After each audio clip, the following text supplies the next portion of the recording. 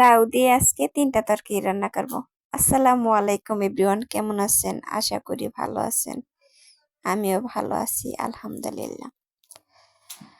আজকে লাউ দিয়ে 3টা তরকারি রান্না করব। প্রথমে আমি ডাল দিয়ে দিলাম, ডাল সিদ্ধ করব।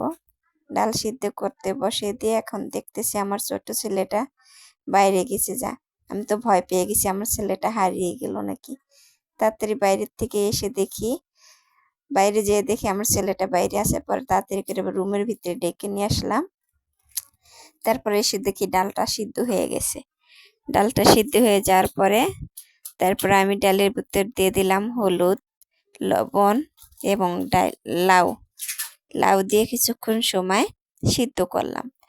সিদ্ধ করে ভালো করে সিদ্ধ হওয়ার জন্য ঢাকনা দিয়ে দিয়েছি। কিছুক্ষণ পরে লাউটা ভালো মতন সিদ্ধ হয়ে গেছে। লাউটা সিদ্ধ হওয়ার পরে আমি বাগার বসিয়ে দিলাম। কড়াইয়ের ভিতরে তেল দিলাম, রসুন দিলাম, দিয়ে ভালো করে ভাজা ভাজা করলাম। ভাজা ভাজা করে তারপরে আমি লাউটা যখন পেঁয়াজটা ভালো করে লাল হয়ে গেছে, তারপরে আমি লাউটা ভিতরে পেঁয়াজটা ঢেলে দিছি। পরে কড়াইয়ের ভিতরে পুরো লাউটাই ঢেলে দিলাম। ঢেলে দিয়ে একটু বলক আসলো, বলক আসার পরে আমি নামিয়ে নিয়েছি। নামিয়ে নেওয়ার পরে আমি দিয়ে দিব এখন লাউয়ের শুকলা শুকলা ভাজি করব। লাউয়ের শুকলা কেউ বলে শুকলা, কেউ বলে বাকল, একজন এক মতনই বলে। আমাদের দেশে আঞ্চলিক ভাষা শুকলা। লাউয়ের শুকলা দিয়ে ভাজি বসা দিলাম। প্রথমে সিদ্ধ দেওয়ার জন্য প্রথমে সিদ্ধ দিলাম, তারপরে দিয়ে দিলাম হলুদ, লবণ দিয়ে ভালো করে সিদ্ধ দিয়ে দিলাম। কাঁচামরিচ দিয়ে সিদ্ধ দেওয়া হয়ে গেলে তারপর আমি একটা বাগার বসা দিলাম। বাগারের ভিতরে পেঁয়াজ দিছি, রসুন দিছি, দিয়ে ভাজা ভাজা করে পরে লাউ শুকলাগুলো ঢেলে দিলাম। ঢেলে দিয়ে হয়ে গেছে লাউয়ের ভাজি। তারপরে কিছুক্ষণ পরে আবার দিয়ে দিলাম লাউয়ের তরকারি। আমাদের দেশে বলে লাউ ঘন্টা, কার দেশে কিরকম বলে আমি তো জানি না, আপনারা কমেন্টে বলবেন।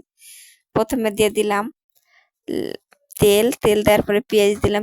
পেঁয়াজটা ভাজা হওয়ার পরে লাল লাল হওয়ার পরে হলুদ বাটা, হলুদ দিছি, মরিচ দিছি, কাঁচা মরিচ দিছি, ধনিয়ার গুঁড়া দিছি, তারপরে দিয়েছি আদা বাটা, রসুন বাটা, জিরা বাটা, পেঁয়াজ বাটা, সব মস্ত মশলা দিয়ে ভালো করে কষিয়ে নিয়েছি। কষিয়ে নিয়ে ভালো করে লাড়াচাড়া দিয়ে আবার ঢাকনা দিয়ে কিছুক্ষণ পরে ঢেকে দিলাম। ঢেকে দেওয়ার পরে কিছুক্ষণ পরে আবার দেখি মাশাআল্লাহ দিলে ঝোলটা লাউটা সিদ্ধ হয়ে আসছে। সিদ্ধ হওয়ার পরে তারপর আমি একটা ডিম ভেঙে নিয়েছি। ডিম ভেঙে নিয়ে এই ডিমটা ভরে লাউয়ের ভিতরে দিয়েছি, দিয়ে লাড়াচাড়া দিয়ে সুন্দর করে একবারে হয়ে গেছে আজকের তরকারি, 3টা তরকারি।